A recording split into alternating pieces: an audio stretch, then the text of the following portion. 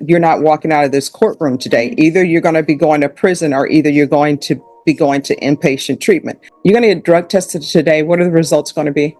They will come back positive. Positive for what? Methamphetamine. I just do it when I'm under stress. So I know I have a problem and I don't do it like around my children. I don't do it, every day. It's just, when I'm under stress and I was, really scared. And really under stress. So I don't do it when I go to work. I don't do it, every day, like I said. I'm going to find her guilty, sentence her to... Buckle up, guys. Today, we're diving straight into chaos. Right off the bat, this sovereign citizen interrupts the court to declare he's a living man and demands to represent himself. The energy is instantly tense. You can feel the judge trying to maintain control, but this defendant isn't interested in playing by any rulebook.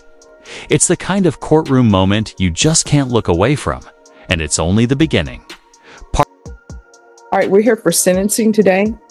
According to the plea bargain agreement, she pled no contest to count 2 of the indictment. She applied for deferred adjudication.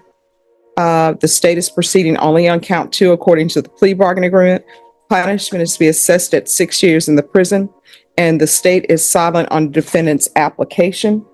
The court requested that the defendant's criminal history be provided to the court. There were no objections to the court receiving that from the state. Is that correct? Correct. And any objections to the court reviewing that? No, Judge, of course not. All right. The state is silent. Is there anything you wish to say on behalf of your client? Judge, of course, Ms. Torres is hoping you'll grant her application for deferred. She's self-employed, cleaning houses. She has several customers that rely on her. She has a few kids.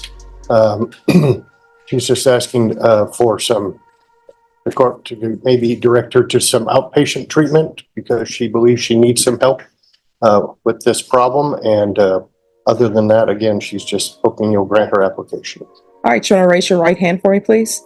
Do you solemnly swear and affirm the testimony you give will be the truth and nothing but the truth, so help you God? Yes, sir. All right. You can lower your hand. State your name for the record. Missy Ann Torres. All right. So you're going to get drug tested today. What are the results going to be? They will come back positive. Positive for what? Methamphetamine. All right. So how often are you using meth? I only do it when I'm under stress, and I did it because I could get denied for adjudication, so I'm sorry, what? I could get denied the application, so I just do it when I'm under stress. So I know I have a problem, and I don't do it like around my children. I don't do it, every day. It's just, when I'm under stress and I was, really scared, and really under stress. So I don't do it when I go to work. I don't do it, All right, guys. This is where things escalate fast. The defendant insists he's not the name on the docket. Classic. Sovereign tactic. He starts throwing out common law lingo and claims the court has no jurisdiction over him. You can see the judge trying to reason, but it's like talking to a brick wall. This part is pure courtroom theater, and the tension just keeps mounting with every interruption. How many children do you have? I have 3. What are their ages? 11, 8, and 5. And where are they now? 2 of them are with their dad, and 1 is with my grandma. All right. With your grandmother, so their great-grandmother? Yes. All right. So, do you help take care of your children? Yes. How often? I see them every other weekend, and I don't pay child support, but I pay them, my exes, and I have my daughter. My daughter is with me. No, you just said your daughter is with the great-grandmother. I live with my grandmother. This was it. All right. I help take care of her. She helps me take care of her. Okay. So 1, I don't think it's appropriate for you to be cleaning houses. Okay. Because of the nature of this offense. And 2, I don't think it's appropriate for you right now to be taking care of your children. That's why I'm asking for help, Your Honor. I'm sorry, what? That's why I was asking for help, Your Honor. That's why. All right, your help is not going to be outpatient treatment if I grant this application for deferred adjudication. So you're going into custody today. Okay. All right. So it's just a matter of what I'm going to do with you. I will tell you the court's issue, and if you want to address this, I know the state is proceeding on count 2 of possession, but she had a lot of drugs with her. No. So I don't understand, if you're working homes, then why do you have a scale with you? Because that's, according to this, you had drugs, you had a scale in your purse, and there were baggies totaling 32.0 grams. Well, Your Honor, I was a heavy user back then, and it was. Oh, you're not, I tell you what, I don't think, and if I'm wrong, correct me, I don't think you were using 32 grams of meth. It was only 28. No, you have meth here for 4.964 grams, and you also have meth for 27.459 grams.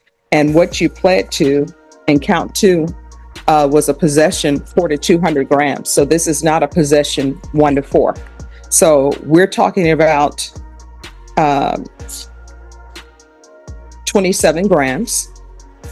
And according to the stipulations, that what was found in your bag, it says, I searched her bag, and inside a Paris Hilton makeup bag box were baggies, a scale, and crystal-like substance inside a cut, vacuum-sealed bag. That's from your Paris Hilton makeup bag. Here's where it gets really uncomfortable.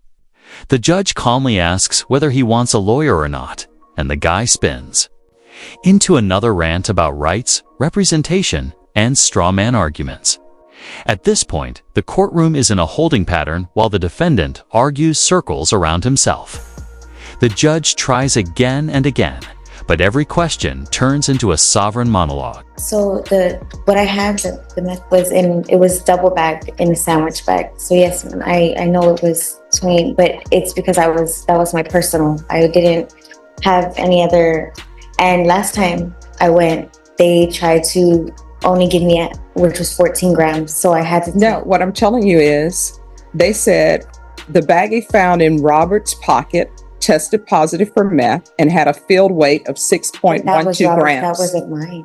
No. I'm not saying that was yours. So the 6.12 grams that were found in his pocket, they're saying that was his. It was in his pocket.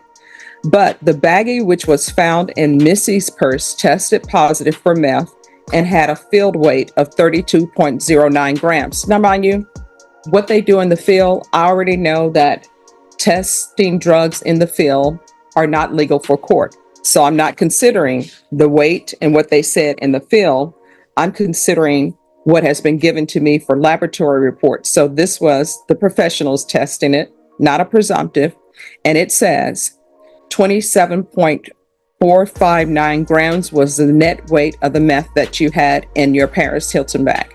Yes, Your Honor. And I will say that I used to use a whole ounce within 2 to 3 days. So I was a heavy user, and they, like I said, they tried to give me half of that the last time, and right now it's going for $250. So if I'm paying $250, I wanted the whole thing. I wanted to make sure. I'm just being honest, and I'm sorry. Excuse me for being. No, I want you to be honest, and I want you to be transparent. I'm sorry for being transparent, but it's something that I feel like I work for my money. Now things start to crack.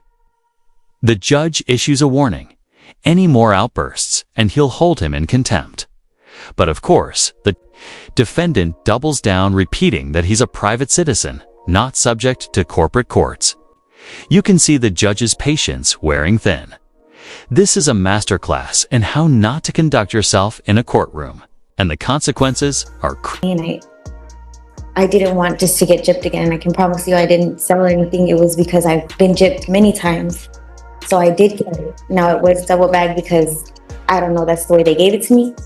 I can't, and it is my mistake. I'm taking full responsibility, but I wasn't selling drugs. I wouldn't, because I have a job, and back then I was, a heavy user where I would just do it before work, after work, and I didn't have my children in my life. Now I do have my children back in my life, and I'm trying to be a good mom. So I thank you for, giving me an inpatient program.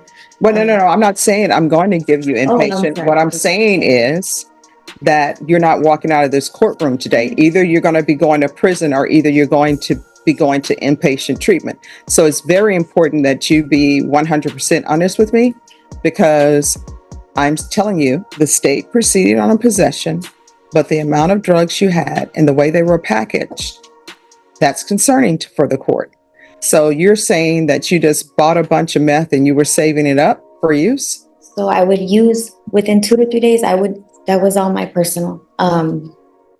Like I said, they tried to sell me half of that one time, and I went back to the same person, but I said, I'm going to weigh it myself to make sure I'm getting the right amount, because it's just, I'm an addict. I'm sorry, I am. And we're not. So you travel with your own scale?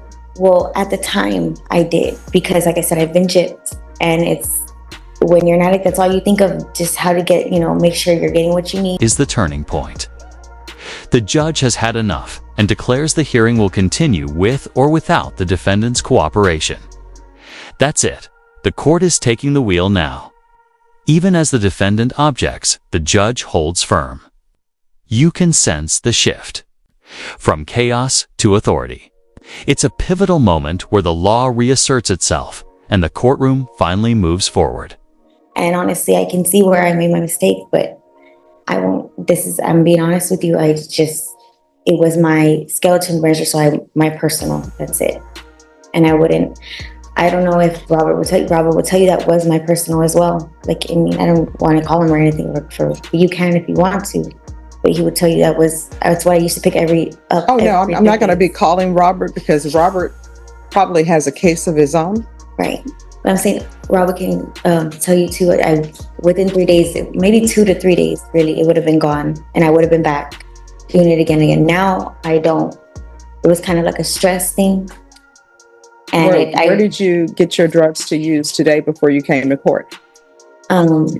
Just an old friend. I hadn't talked to him since, and it was on Saturday when I knew it was, coming, and I guess I felt, Can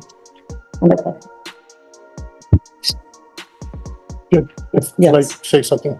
I think the fact that she would actually go out and do the same drugs that she's about to get sentenced for in a couple of days, I think really speaks to the fact that she has a serious addiction problem that I think only rehab can treat.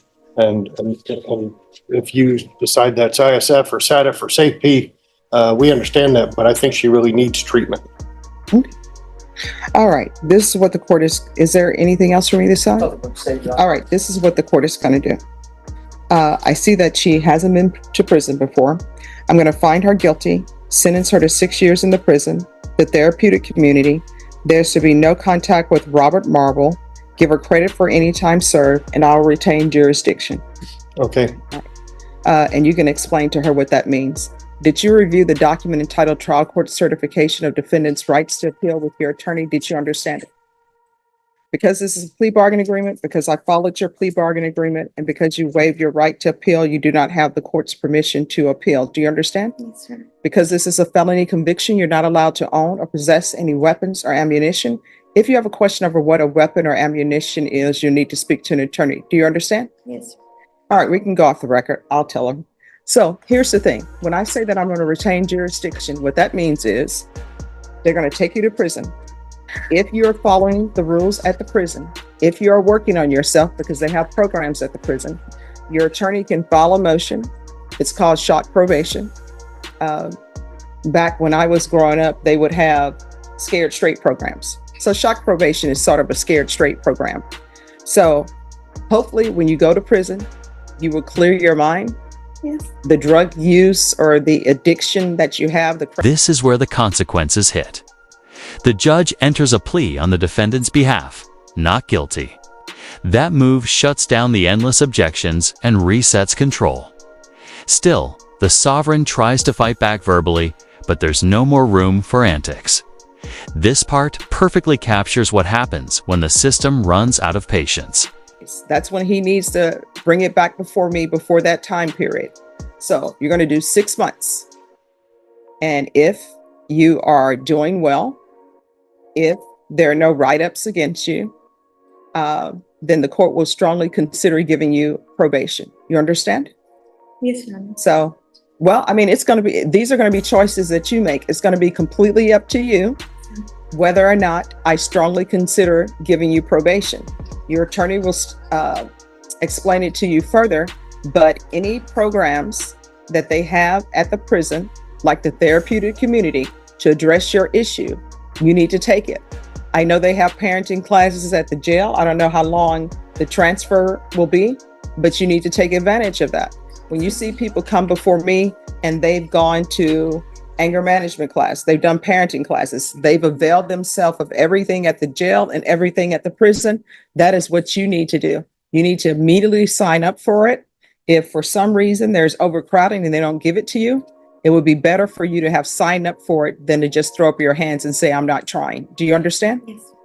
And next time, if you have a case before any judge, don't use before coming to court. You understand?